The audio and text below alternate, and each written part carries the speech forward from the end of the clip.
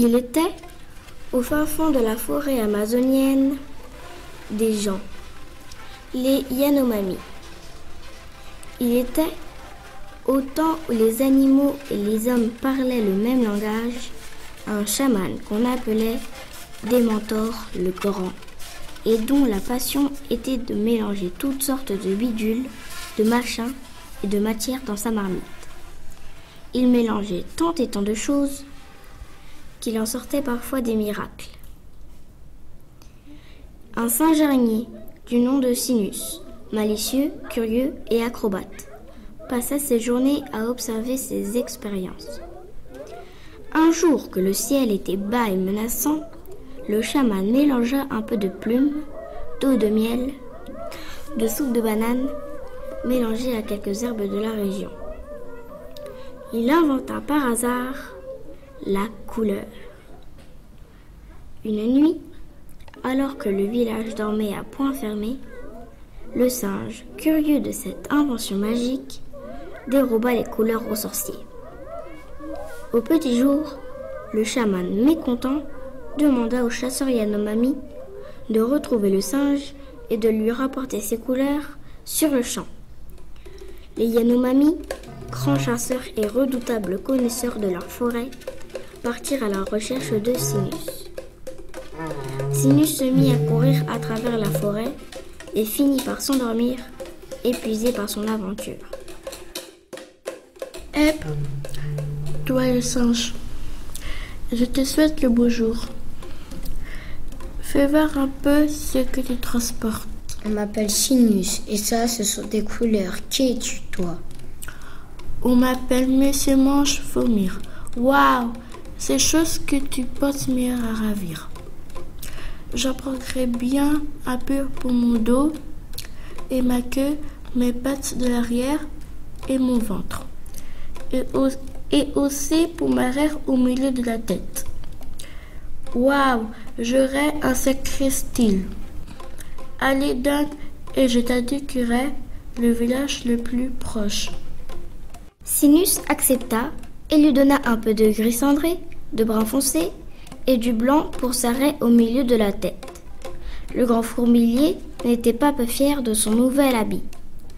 Sinus marcha 2 jours dans la direction indiquée par Monsieur Mange-Fourmi, sans jamais rencontrer de village, quand soudain un lézard surgit de nulle part. Hein? T'es qui, toi? Je suis Zapato. Je suis rapide comme l'éclair. Et toi, que viens-tu faire ici? Bah, moi je suis Sinus. Je suis poursuivi par des chasseurs. Tu pourrais me cacher le temps qu'il passe? Attrape-moi si tu peux. Hep, donne-moi un peu de ta potion. Vois comme ça dégouline de ton sac. J'ai si soif que je boirai n'importe quoi. Dakodak, à ta santé.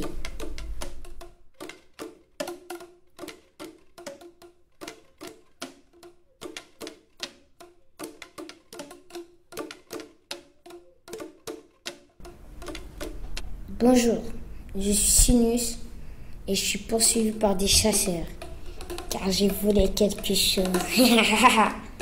Peux-tu m'abriter afin que je reprenne des forces? Hola! Doudou! Bien le bonjour, l'ami. Je suis James Toko. Pour vous savoir, tu sembles en effet en bien mauvaise posture. Pourquoi tu volais cette chose? Je sais pas, j'étais fascinée. J'ai perdu la raison et je me suis enfuie. Je vois. Tu n'as pas su résister. Il est vrai que cette chose que tu transportes me semble intéressante. J'en garderai bien mon plumage pour les jours de fête. Donne, je te mettrai à l'abri le temps de te refaire. Viens, suis-moi. Sinus accepta l'offre et donna du jaune orangé et du rouge à James pour honorer son bec, du bleu pour réveiller ses yeux, du noir et du blanc pour habiller son corps massif. Après 4 jours passés à rire, à jouer et à chanter auprès de James Tukantoko, Sinus reprit sa route. La nuit tombant, il sentit derrière lui une présence très forte.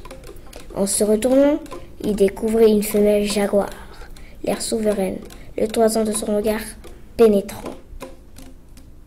On m'appelle Augusta Jaguara. Je suis un jaguar. On dit de moi que je suis la bête sauvage qui touche sa proie d'un bond. Que penses-tu de cela? Je pense que c'est sûrement très exagéré. Tu crois cela? Et que fais-tu à cette heure-ci si loin de chez toi? Je suis pourchassé par la tribu des Yanomami. Ils veulent rapporter les couleurs pour les rapporter à des moteurs le grand. Donne pour honorer ma fourrure et agrémenter mes tâches. J'attends ça depuis si longtemps. Comment me trouves-tu? Magnifique, madame. Mademoiselle! Magnifique, mademoiselle. Vous êtes sublime. Va! Pour la peine, je ne vais pas te dévorer. De toute façon, je ne mange pas de singe.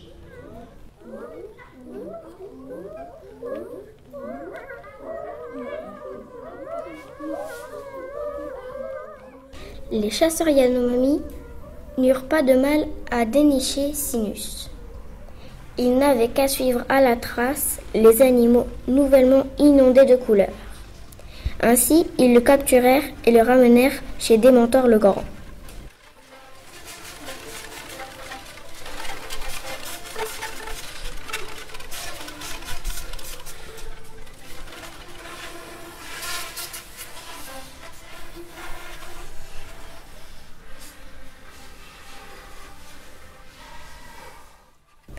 Un conseil eut lieu en présence de tous les Yanomami du village.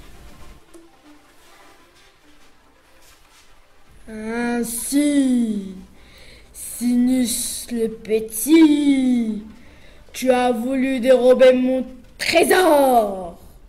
Pour ta peine, ta peau restera sans couleur. Le soir même, le chaman ordonna une grande cérémonie au village. Les Yanomami inventèrent des danses magiques pour appeler les esprits créateurs et convoquer les Yanos du ciel, afin que se rencontrent le monde et la couleur.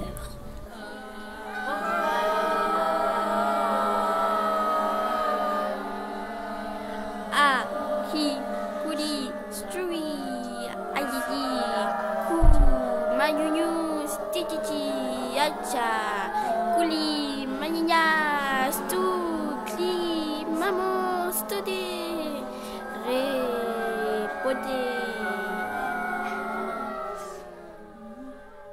Enfin, au petit matin, la couleur se répartit sur le monde en une pluie fine et lumineuse.